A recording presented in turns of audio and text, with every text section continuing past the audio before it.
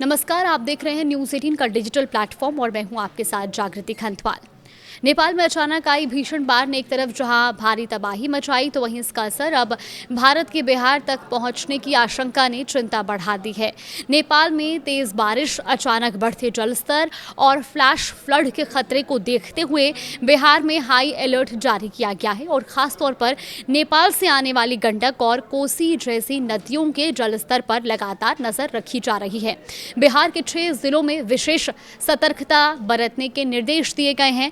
वहीं भारत नेपाल सीमा पर तैनात सशस्त्र सीमा बल यानी कि एसएसबी ने भी अपनी रेस्क्यू टीमें अलर्ट कर दी हैं। इस बीच बिहार के मुख्यमंत्री सम्राट चौधरी से केंद्रीय गृह मंत्री अमित शाह ने भी बातचीत की है और सबसे पहले आपको बताते हैं कि बिहार में अचानक बाढ़ का खतरा आखिर क्यों बढ़ रहा है। दरअसल नेपाल चीन सीमा के पास फुरके खोला इलाके में त्रिशूली नदी का जलस्तर अचानक बढ़ने की जानकारी सामने आई और ये जगह भारत नेपाल सीमा से करीब 160 किलोमीटर दूर बताई जा रही है। शुरुआती जानकारी के मुताबिक नेपाल चीन सीमा के पास संभावित ग्लेशियल लेक आउटबर्स्ट फ्लड यानी कि GLOF की गतिविधियों के कारण नदी में अचानक पानी बढ़ने की आशंका जताई जा रही है। अगर नदी में अचानक बढ़ा ये पानी नीचे की तरफ आता है तो इसकी बाढ़ की लहर गंडक नदी तक पहुंच सकती है। हालांकि रास्ते में पानी के पीक फ्लो यानी कि सबसे ज्यादा बहाव में कमी आने की संभावना भी जताई गई है, लेकिन इसके बावजूद बिहार के सीमावर्ती और निचले इलाकों को लेकर प्रशासन पूरी तरह से सतर्क है।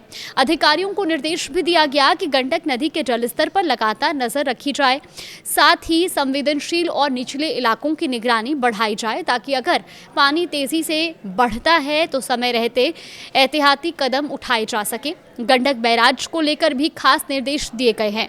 अधिकारियों को ये कहा गया है कि जरूरत पड़ने पर गंडक बैराज के गेट का संचालन इस तरह किया जाए कि अचानक आने वाले अतिरिक्त पानी को सुरक्षित तरीके से आगे निकाला जा सके। इसका मकसद नदी में अचानक बढ़ने वाले पानी के दबाव को नियंत्रित करना और डाउनस्ट्रीम यानी कि नदी के नीचे की ओर आने वाले इलाकों में खतरा कम करना है। और अब बात उन जिलों की जहां खास निगरानी रखी जा रही है। दरअसल गंडक बेसिन में पश्चिम चंपारण, पूर्वी चंपारण, गोपालगंज, सारण और वैशाली जैसे जिले आते हैं, तो वहीं कोसी बेसिन में सुपौल, सहरसा, मधेपुरा और साथ ही अररिया जैसे जिले शामिल हैं। नेपाल से आने वाले पानी और नदियों के जलस्तर में अचानक बढ़ोतरी की स्थिति में इन जिलों के निचले और संवेदनशील इलाकों में परेशानी बढ़ सकती है और इसी वजह से अधिकारियों को तटबंधों, नदी के जलस्तर और साथ ही संभावित जलभराव वाले इलाकों पर लगातार नजर रखने के निर्देश दिए गए हैं। ये अलर्ट इसलिए भी महत्वपूर्ण है क्योंकि गंडक और कोसी समेत बिहार की कई प्रमुख नदियों के जलग्रहण क्षेत्र नेपाल हैं और नेपाल के पहाड़ी इलाकों में भारी बारिश या अचानक बाढ़ आने का सीधा असर बिहार की नदियों के जलस्तर पर भी पड़ सकता है। इस समय बिहार में पहले से ही कई नदियों के बढ़ते जलस्तर ने चिंताएं बढ़ा रखी हैं और ऐसे में राज्य के आधिकारिक फ्लड फोरकास्ट सिस्टम में 23 अगस्त के आंकड़ों के मुताबिक कोसी, गंडक और गंगा समेत कई नदियों के अलग अलग गेज स्टेशनों पर जलस्तर चेतावनी या खतरे के निशान के आसपास या उससे ऊपर दर्ज किया गया था। ऐसे में नेपाल से अगर अतिरिक्त पानी आता है तो पहले से दबाव झेल रहे इलाकों के लिए चुनौती और बढ़ सकती है।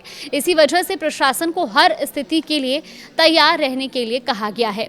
नेपाल से मिलने वाली हर सूचना को गंभीरता से लेने और जरूरत पड़ने पर स्थानीय स्तर पर तुरंत कदम उठाने के निर्देश भी दिए गए हैं।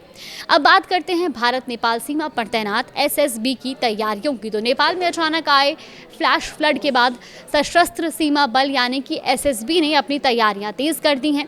एसएसबी ने तत्काल राहत और बचाव अभियान के लिए 11 रेस्क्यू एंड रिलीफ टीम यानी कि RRT को अलर्ट किया है। इसके अलावा 7 अतिरिक्त टीमों को स्टैंड बाय पर रखा गया है।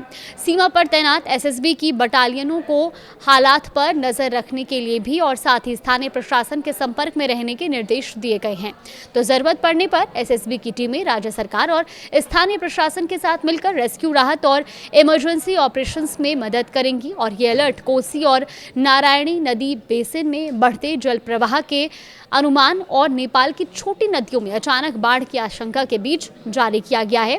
इसके अलावा उत्तर प्रदेश और उत्तराखंड के उन संवेदनशील जिलों पर भी नजर रखी जा रही है जो घाघरा यानी कि कर्णाली और साथ ही महाकाली नदी से जुड़े हैं। यानी नेपाल में बाढ़ की स्थिति सिर्फ बिहार के लिए ही नहीं बल्कि भारत के नेपाल सीमा से जुड़े दूसरे राज्यों के लिए भी चिंता का विषय बनी हुई है। अब आपको नेपाल के रसुआ जिले की स्थिति भी बताते हैं, जहां बुधवार सुबह अचानक बाढ़ आई और भारी तबाही मची। दरअसल रसुआ में तिब्बत की ओर से आए तेज पानी के बाद भोटेकोशी नदी का जलस्तर अचानक बढ़ गया। पानी इतनी तेजी से बढ़ा कि टिमुरे बाजरा और आसपास के इलाकों में बाढ़ का पानी फैल गया और इसके कई घर, वाहन और दूसरी संपत्तियां प्रभावित हुई हैं। सड़क और पुलों को भी भारी नुकसान पहुंचा है। तो कुल मिलाकर के अभी फिलहाल हर गतिविधि पर नजर बनी हुई है। नेपाल में रेस्क्यू ऑपरेशन जारी है। अलग अलग टीमें लगातार युद्ध स्तर पर लोगों को सुरक्षित निकालने में जुटी हुई हैं, लेकिन भारत के लिए भी अलर्ट है। लेकिन ऐसे में घबराने की ज़रूरत नहीं है। आप प्रशासन की ओर से दिए जा रहे हर अलर्ट पर नज़र बना के रखिए और जितना संभव हो नदी नालों से दूरी बनाएं, क्योंकि अभी हालात संवेदनशील है और ऐसे में खतरे के लिए पहले से अलर्ट जारी किया है। तो आप भी सावधान रहें, सुरक्षित रहें।